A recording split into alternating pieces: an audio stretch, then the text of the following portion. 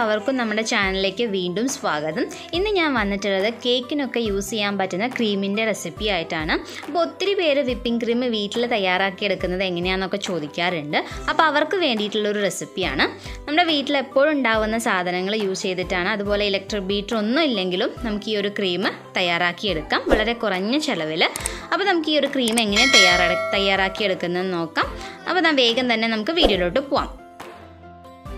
അപ്പോൾ ആദ്യം തന്നെ നമുക്ക് ഈ ഒരു പാനിലേക്ക് ഏകദേശം 1 കപ്പ് പാൽ ഒഴിച്ചു കൊടുക്കാം. ഞാനിപ്പോൾ തിളപ്പിക്കാത്ത പാലാണ് യൂസ് ചെയ്തിട്ടുള്ളത്, തിളപ്പിച്ച പാലാണെങ്കിലും കുഴപ്പമില്ല. പിന്നെ ഞാൻ അതിലേക്ക് ഒരു 2 ടേബിൾ സ്പൂൺ മൈദ ചേർക്കുന്നുണ്ട്. മൈദയ്ക്ക് പകരം നിങ്ങൾക്ക് വേണമെങ്കിൽ ഗോതമ്പ് പൊടിയും ചേർക്കാം. അതുപോലെ ഏകദേശം ഒരു 1/4 കപ്പോളം പഞ്ചസാരയും ചേർക്കുന്നുണ്ട്. പഞ്ചസാര കുറച്ച് കൂടി നിന്നാലേ ഈ ഒരു ക്രീം ടേസ്റ്റ് ഉണ്ടാവുള്ളൂ. അതുപോലെ ഏകദേശം ഒരു ടേബിൾ സ്പൂൺ പാൽപ്പൊടിയും കൂടി ഇട്ട് കൊടുക്കുന്നുണ്ട്. പാൽപ്പൊടി ഉണ്ടെങ്കിൽ ഇട്ട് കൊടുത്താൽ മതി. പാൽപ്പൊടി ചേർക്കുകയാണെങ്കിൽ കുറച്ചും കൂടി ടേസ്റ്റാണ് ഈ ഒരു ക്രീമിന്. എന്നിട്ട് നന്നായിട്ട് കട്ടയൊന്നുമില്ല നല്ലപോലെ മിക്സ് ചെയ്തെടുക്കുക. ഇപ്പം ഞാൻ നന്നായിട്ട് മിക്സ് ചെയ്തെടുത്തിട്ടുണ്ട് കട്ടയൊന്നുമില്ലാതെ. ഇനി നമുക്ക് അടുപ്പ് കത്തിച്ചിട്ട് ഈ ഒരു പാൻ അടുപ്പത്ത് വെച്ച് നന്നായിട്ട് കുറുക്കിയെടുക്കണം. ഇത് പെട്ടെന്ന് കുറുക്കി കിട്ടും, കാരണം നമ്മളിതിൽ മൈദയാണ് ചേർത്തിട്ടുള്ളത്, അതുകൊണ്ട് തന്നെ പെട്ടെന്ന് കുറുക്കി കിട്ടും. ഒരു മീഡിയം ഫ്ലെയിമിൽ വെച്ചിട്ട് ഇങ്ങനെ കുറുക്കിയെടുത്താൽ മതി. ഹൈ ഫ്ലെയിമിൽ ഇട്ട് കഴിഞ്ഞ് പെട്ടെന്ന് അടിയിൽ പിടിക്കാനൊക്കെ ചാൻസ് ഉണ്ട്. അപ്പം മെല്ലെ മെല്ലെ പതുക്കെ കുറുക്കിയെടുക്കുക. ഏകദേശം ഒരു 5 മിനിറ്റ് മതിയാവും ഇതൊന്ന് കുറുക്കി കിട്ടാൻ. അപ്പോൾ ഏകദേശം ഇപ്പോൾ കുറുകി വരാൻ തുടങ്ങിയിട്ടുണ്ട്. അപ്പോൾ കൈവിടാതെ ഇങ്ങനെ നന്നായിട്ട് ഇളക്കി കൊടുക്കണം. കണ്ടില്ലേ, ഇപ്പോൾ ഏകദേശം കുറച്ചൊക്കെ ഒന്ന് കുറുകി വന്നു. ഇനി കുറച്ചും കൂടിയും കുറുകാനുണ്ട്. ഇത് ചൂടാറിക്കഴിഞ്ഞാൽ കുറച്ചും കൂടി കട്ടിയായിട്ട് വരും. കണ്ടില്ലേ, ഈ ഒരു പാകം ആവണം. ഇനി നമുക്കത് ഫ്ലെയിം ഓഫ് ചെയ്ത് ചൂടാറാൻ വേണ്ടി വയ്ക്കാം. ഇനി ഞാൻ നെക്സ്റ്റ് ഈ ഒരു ബൗളിൽ ഒരു 50 ഗ്രാം ബട്ടർ എടുത്തിട്ടുണ്ട്. ബട്ടറിന് പകരം നിങ്ങൾക്ക് വേണമെങ്കിൽ നെയ്യും യൂസ് ചെയ്യാം. ഇത് നന്നായിട്ട് ഫ്രീസറിൽ വെച്ച് കട്ടയാക്കി എടുത്ത ബട്ടറാണ് കേട്ടോ. ഇനി ഇത് നമുക്ക് ഒരു സ്പൂണോ അല്ലെങ്കിൽ ഫോർക്കോ അല്ലെങ്കിൽ ഇലക്ട്രിക് ബീറ്ററോ ഒക്കെ ഉണ്ടെങ്കിൽ നമുക്കത് ബീറ്റ് ചെയ്തെടുക്കാം.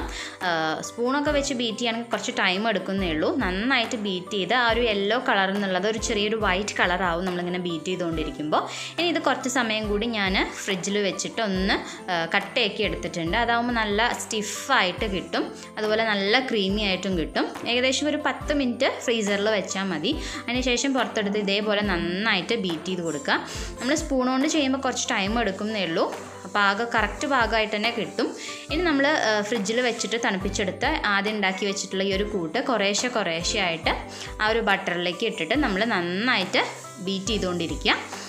ഇപ്പോൾ നമുക്ക് ബീറ്റ് ചെയ്യുമ്പോൾ തന്നെ ആ ഒരു ചേഞ്ച് കാണാമല്ലേ നിങ്ങൾക്ക്, ആ ഒരു ക്രീമി ടെക്സ്ചറായിട്ട് വന്നിട്ടുണ്ട്.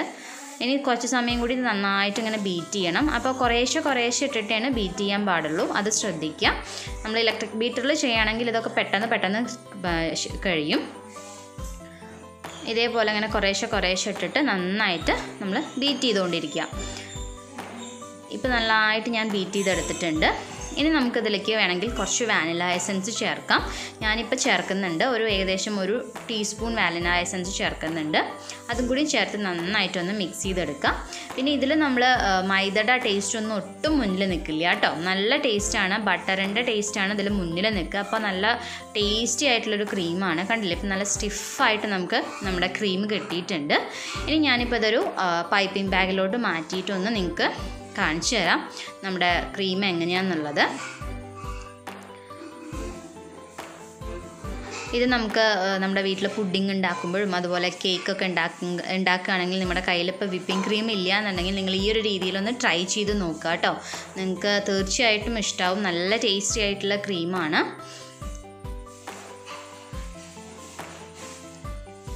കണ്ടില്ലേ, നല്ല ഭംഗിയിൽ തന്നെ നല്ല കറക്റ്റ് ടെക്സ്ചറിൽ നമുക്ക് കിട്ടിയിട്ടുണ്ട്. അപ്പോൾ നിങ്ങളെല്ലാവരും ഒന്ന് ട്രൈ ചെയ്ത് നോക്കുക. നിങ്ങൾക്ക് ഈ വീഡിയോ ഇഷ്ടമായിട്ടുണ്ടെങ്കിൽ താഴെ കാണുന്ന ആ ലൈക്ക് ബട്ടൺ ഒന്ന് പ്രസ് ചെയ്യാൻ മറക്കരുത്. അതുപോലെ തന്നെ നിങ്ങളുടെ ഫ്രണ്ട്സുമായിട്ടും ഫാമിലി ആയിട്ടൊക്കെ ഒന്ന് ഷെയർ ചെയ്യുക ഈ ഒരു വീഡിയോ. നിങ്ങൾക്ക് ഈ ഒരു ചാനൽ ഇഷ്ടമായിട്ടുണ്ടെങ്കിൽ ഒന്ന് സബ്സ്ക്രൈബ് ചെയ്ത് സപ്പോർട്ട് ചെയ്യുക. അപ്പോൾ വീണ്ടും നമുക്ക് മറ്റൊരു നല്ലൊരു വീഡിയോ ആയിട്ട് കാണാം. അതുവരേക്കും എല്ലാവർക്കും ടാറ്റാ.